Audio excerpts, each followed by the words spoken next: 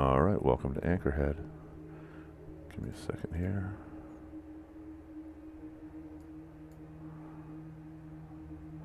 Alright, I hope I got my levels right. You take a deep breath of salty air as the first raindrops begin to spatter the pavement, and the swollen slate-colored clouds that blanket the sky mutter ominous portents amongst themselves over the little coastal town of Anchorhead. Squinting up into the storm, you wonder how everything managed to happen so fast. The strange phone call from a lawyer claiming to represent the estate of some distant branch of Michael's family was only a month ago. Then came the sudden whirlwind planning and decisions, legal details and travel arrangements, the packing up and shipping away of your entire life. And now here you are, over 1,000 miles from home after driving for 2 days straight, getting ready to move into the ancestral mansion of a clan of relatives so far removed that not even Michael has ever heard of them. And you've only been married since June, and none of this was any of your idea in the first place, and already it's starting to rain. A sullen belch emanates from the clouds, and the rain starts coming down harder, fat cold drops smacking loudly against the cobblestones. Shouldn't it be snowing in New England at this time of year? With a sigh, you open your umbrella. Welcome to Anchorhead. The first day, I was far from home, and the spell of the Eastern Sea was upon me. H.P. Lovecraft, The Festival. Anchorhead by Mike Gentry. Let's see if I have a picture here. Yep, this is the one with artwork. That's a pretty cool picture. Outside the real estate office, a grim little cul-de-sac tucked away in one corner of the claustrophobic tangle of narrow, twisting avenues that comprise the older portion of Anchorhead. Like most of the streets in the city, it is ancient, shadowy, and leads essentially nowhere. The lane ends here at the real estate agent's office, which lies to the east, and winds its way back towards the center of town to the west. A narrow, garbage-choked alley opens to the southeast. Alright, I always check inventory. You are wearing your trench coat and your wedding ring and holding your umbrella, which is open. The pockets of your trench coat are empty. Alright, so we're gonna verbose. And we're gonna go into the real estate office, apparently. Where was that? East? Which lies to the east, okay. The glass panel door is locked and you lack a key. Well, there's an alley to the southeast next to the building. Garbage-choked alley. This narrow aperture between two buildings is choked with piles of rotting cardboard boxes and overstuffed garbage cans. Ugly, half-crumbling brick walls totter over you on either side. The east end of the alley is blocked by a tall wooden fence. A rusty fire escape clings to the side of the northern building. The ladder is retracted, the lowest rung hanging about 10 feet up, above one of the garbage cans. Alright, do I gotta get that ladder? Hang on, crumbling walls, fire escape. I guess I'm supposed to do the fire escape. Push. Is it the can? Push can. The garbage can is too heavy to move. Overhead, the clouds flicker a greenish haze of sheet lightning. Up. The metal ladder is too high for you to reach. The rain beats down ceaselessly. In the distance, you can hear the lonesome keening of a train whistle drifting on the wind. Let's see. Examine the cans. The cans are stuffed to overflowing with slowly decomposing refuse. Maybe this isn't the alley. I played this before, but it's been a long, long time. Let's go northwest, back to outside the real estate office and look around. The lane ends here at the real estate office. Yeah, that's gotta be it. Alright. Climb. Can. You clamber onto the wobbling garbage can, precariously balanced. The bottom rung of the fire escape is now just a few feet above your head. Take rung. You still can't quite reach the bottom rung. It's just a few inches above your outstretched fingertips. Jump up. Jump. No. What the hell am I supposed to do?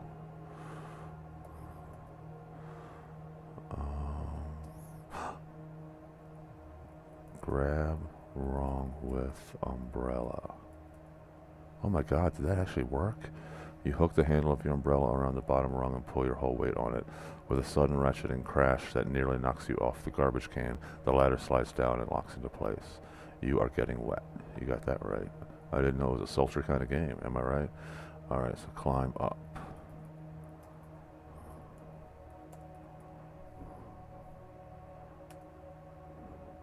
Fire escape. A shaky metal platform. The entire fire escape, first of all, the entire fire escape rattles ominously as you shimmy up the ladder. Fire escape. A shaky metal platform bolted to crumbling brick about 15 feet high. There is a window here at waist height, big enough for you to crawl through. A metal ladder provides access to the alley below. You are getting wet. Open window. For a moment you are sure it will be locked, but to your surprise the window slides up easily. A sudden gust blows a cold spray of rain in your face. You are getting wet. Enter window. You hesitate. Breaking and entering is not your preferred way to spend a rainy afternoon, but the real estate agent was supposed to be here, and damn it, you need those keys. Surely the judge will show leniency once you explain everything. With a sigh, you slip in through the window. File room. Peering through the murk, you can make out the blocky outlines of filing cabinets lining the walls. A narrow stairway leads down to your office proper, and a window looks out onto the fire escape to the south.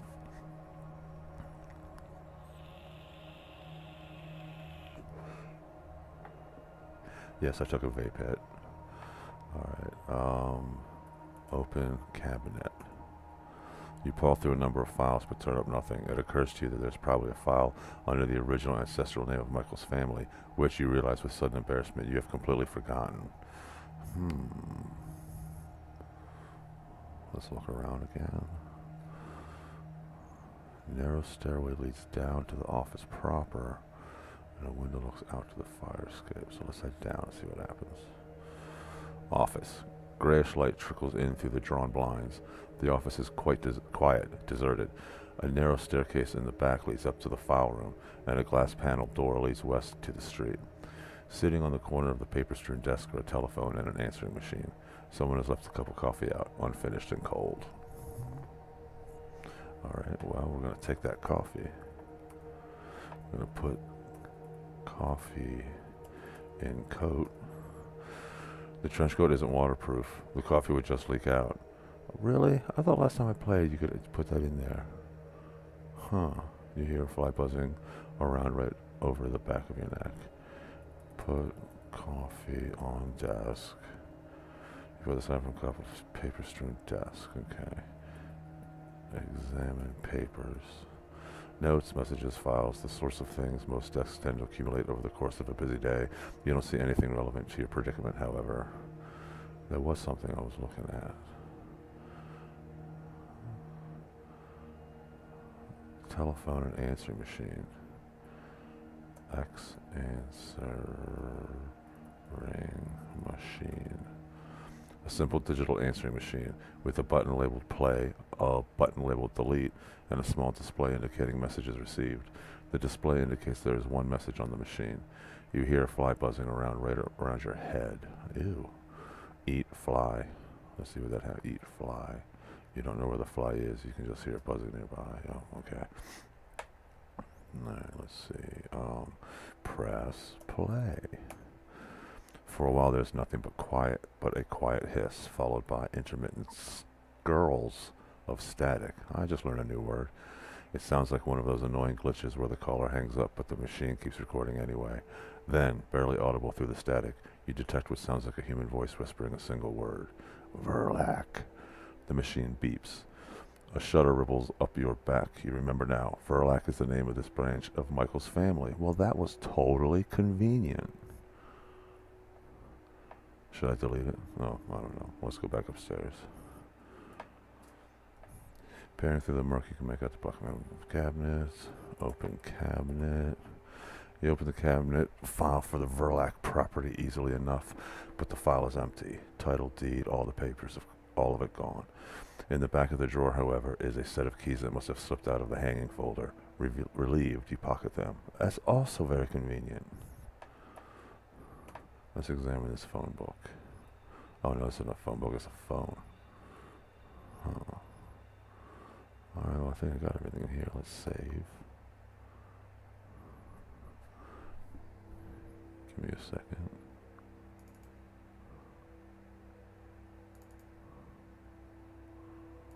What is this game called? Anchorhead? There. Just had to make sure I saved it. Alright, so let's go west out the building, since we have the keys. You turn the latch, unlocking the glass panel door. You open the glass panel door. The rain is still coming down, so you open your umbrella. Outside the real estate office. A grim little cul-de-sac. Oh, I've already explained that one to you. Basically, there's a road heading west that we haven't done yet. I think that's the only one. Let me look. Yep. Heading west. Narrow street. As the street winds along from east to west, it narrows until the rooftops on either side practically touch each other. To the south is a twisting lane, even narrower than this one, while a short flight of steps to the north leads down to the local watering hole. Overhead, the clouds flicker in a greenish haze of sheet lightning. Well, let's duck into the local watering hole since it's raining and all. Oh, look. Oh, I see. So then you can look at the picture. Look. Oh, look. These are the locals, I guess, in the bar. Local pub. A dank and claustrophobic hole in the wall. Greasy smoke pools amidst the low-hanging rafters, and the smell of decades' worth of beer and probably worse oozes from the floorboards. An exit to the south leads back out to the street. A few of the local mill workers and fishermen are here, drinking beer or puffing at long stem pipes. The bartender slouches at one end of the bar, watching you with a sullen eye. An old lantern casts its dim, flickering glow across the bar. Talk to bartender. The bartender pretends to notice something very interesting over at the other end of the bar. What a jerk. Take lantern. Something about the bartender's glare makes you think better of it. Oh, man. The bar. Talk to workers. The locals do their best to ignore you. Whatever.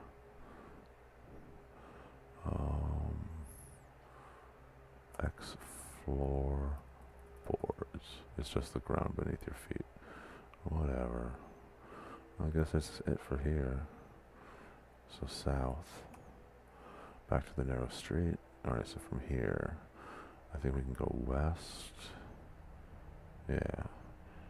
I can go south and north. I've been. So let's go west. A sudden gust blows a cold spray of rain in your face. Alright. North Square. To the north, a gap in the crowded press of buildings opens onto a road heading out over a grassy heath. The main street continues to the south towards Whately Bridge and the center of town, while a narrow side street leads east. At the top of the steep drive to the northwest, you can just make out the ivy-covered walls of the university. Overhead, the clouds flicker in a greenish haze of sheet lightning. Alright. Let's see. South. Whately Bridge, center of town. North Square. Wait, south? Does that come from the south? I guess we head south. Oh, the university's to the northwest. Okay, let's go there. University Courtyard. The university campus huddles around this tiny cobbled court, isolated and serene behind ivy-covered walls. City streets lie southeast.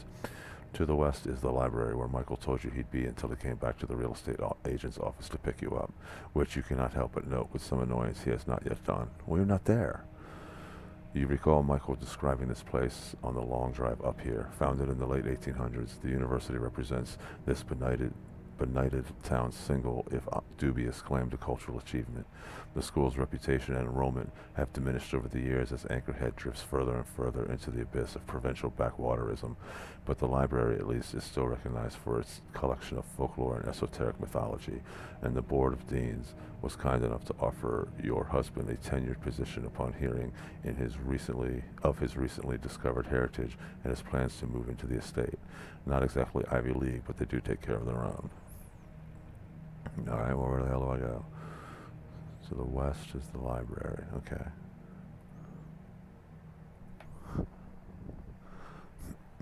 You close your umbrella as you step inside. Oh good, we need to have bad luck. Who the hell? Is that Michael? Yeah. Look at I like the doors in the background there. That's well done.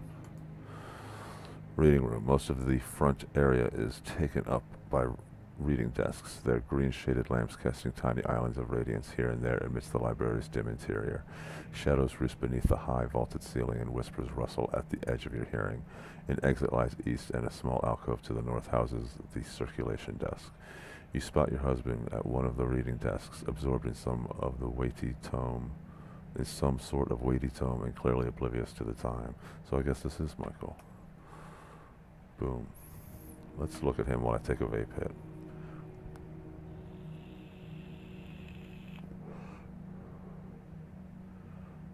He looks like a still frame from an AHA video. Okay. Well, we gotta talk to Michael. Talk to Mike. Michael looks up, startled. Ah! Then realizes it's you. Hi, hon, he says. He closes the book and stretches. Have you been waiting a long time? I'm so sorry. I just got absorbed here and lost track of time. He smiles sheepishly. Well, he asks, did you get the keys? Show keys to Mike. First taking the keyring from your pocket. Excellent, says Michael. You hold on to that. I'll go put this book away. Michael goes north. What am I supposed to do? Follow him? I guess I'll follow him. Circulation desk. A high counter divides the reading room from the stacks. A small sign affixed to the wall next to the counter provides instructions for those seeking to check out books. On the counter are a service bell and a dog-eared register. Michael is here. Michael rings the bell. A moment later, the gaunt and fishy-eyed librarian emerges silently from the shadows behind the counter. I'm going to examine the tome that he has. Michael's hand is on the cover, partially obscuring its title. Oh, well played, game. Well played. Michael hands the book over to the librarian, who retreats into the depths of the stacks. Michael goes south. Yeah, don't say anything to your wife, who's right behind you here, Michael.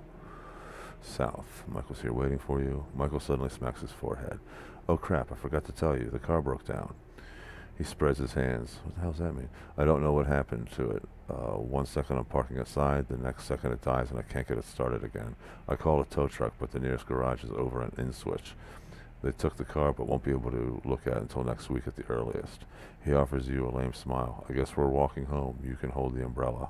Oh, wonderful. This has turned into a great honeymoon.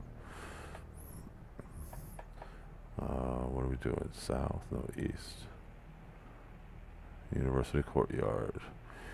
Southeast to the west is the library. So I guess city streets lie southeast.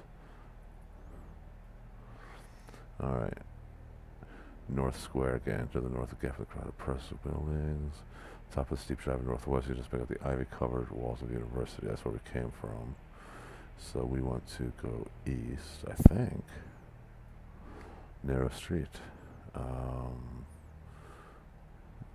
Yeah, this is it. So I think we head south here. Wait, Michael says, putting his hand on your arm. Let's just get to the house, okay? I think it's the other way. Michael kicks at a loose cobblestone. The other way, so it's not south. North? No. I guess it's west. And then from here, the main street continues south toward Whaley Bridge. I thought it was south here. Didn't I do that? Ah, here we go. Here's another picture. Enjoy the picture for a moment.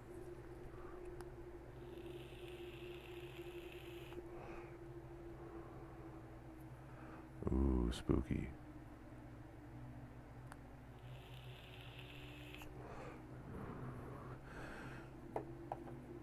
This artist captured Anchorhead pretty well. A lot of people have different ideas of what it might look like, but this one is absolutely, should be acceptable to everybody, I think. Okay, Whately Bridge, a hoary monument of crumbling moss-eaten flagstones. Whately Bridge is possibly older than any other structure in the entire town. It spans the dark Miskahawny River, that was a good word attack, connecting the north and south halves of the city and occasionally raining bits of mortar from its underside to the torpid water. Michael waits patiently nearby. So where do I go? South? Town Square. What the hell? Is that like a sculpture or something? Everybody enjoy this picture for a moment.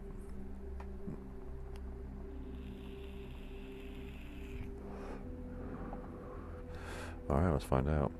Town Square, the claustrophobic street opens out here, onto this wide expanse of uneven paved stones in the center of town.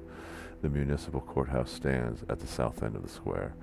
Avenues to the west and east lead back to the cramped, ingrown streets, while to the north lies Whately Bridge. In the center of the square, rising from a circular lawn of unhealthy-looking grass, stands a stone obelisk. Ah, that is an obelisk. Michael waits patiently nearby. Let's see that again. Stone obelisk. I don't remember that.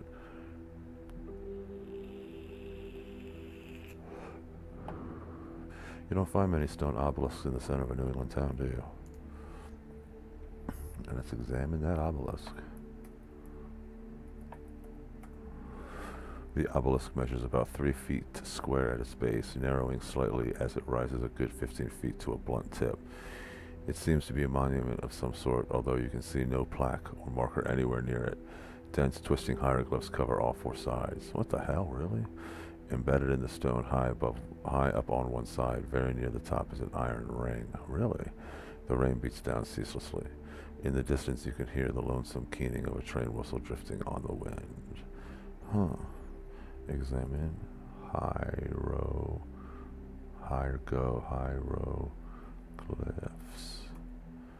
The characters twist in disturbing ways, flowing into and through each other, and almost seeming to shift and squirm slightly as you try to follow their lines. The effect is deeply unsettling, and you have to suppress an urge to take a step or two back away from the monument. I apologize about the car, right? Says Michael. The rain slackens off momentarily by a weak drizzle, then returns afresh in a brief freezing downpour. Alright, let's see. We went... I forget where we went. Do they have a map? No. Oh yeah, avenues to the east and west, to the north. Can I go south? No, the courthouse is closed for the day. I guess we go west. Shadowy corner. The buildings on this side of town are taller and thus block more of the sky, making this neighborhood a particularly dark and unpleasant one. The main street leads away to the east, and a shadowy driveway leads through a high brick wall to the southwest. Huh. A high brick wall. Examine brick wall. Just an ordinary brick wall. I could have told you that.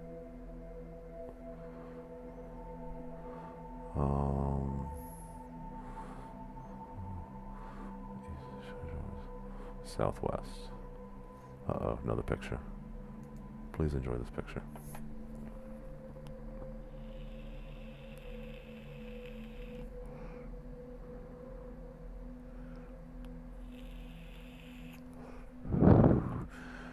And it says, like eye sockets in an empty skull. What is that supposed to be? Let's find out. Asylum Courtyard. This tiny shadowed court is dominated by the grim edifice of Dahmer's Asylum to the west. A driveway to the northeast leads back to the street, and a narrow alley leads to the east. Michael stands in the courtyard's edge, fidgeting.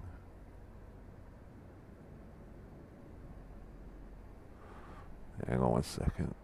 Alright. Northeast back to the street. Narrow alley east. Let's try that. Hidden alley. Ah, Hidden Valley. I like their dressing. A featureless alley hidden deep in the shadows behind the courthouse. The opening to the northeast affords an excellent view of the whole town square and the obelisk at its center. Michael strolls along the after the way. Open to the northeast. Ah, takes us back to the town square. Wonderful. Let's go east here. Riverwalk. This street follows along the mud-slick banks of the Miskahani before bending south, turning into a misty avenue between the trees. Steep stone steps, oh, very good, lead down to the water's edge. The town square leads west, and a vacant lot lies east. I guess we gotta go east. Vacant lot. Once a building stood here. Now there's only cracked pavement and rampant weeds. Breaks in the chain-link fence lie east and west. Huh. A filthy old mattress lies among the weeds over in one corner of the lot. Look under mattress. You find nothing of interest. We should be getting to the house soon, I think. So, well, great. You want to fucking lead the way then? Christ. East and west. I guess we're heading east. Wait. We need to get home. That's not the way. Ugh. Examine mattress. The mattress is stained and ragged, oozing stuffing in several places. From the cans and food wrappers scattered around it, it looks as though somebody's been using it as a bed. You shouldn't eat in bed.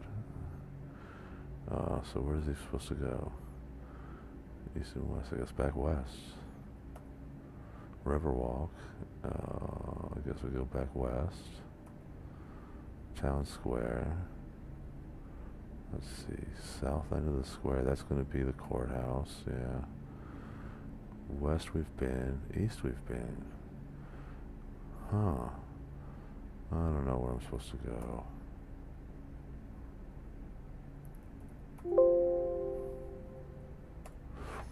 Alright, so I saved it here. We're going on about a half an hour. I will try this one again. This one's pretty fun, so thanks a lot for joining me. Bye.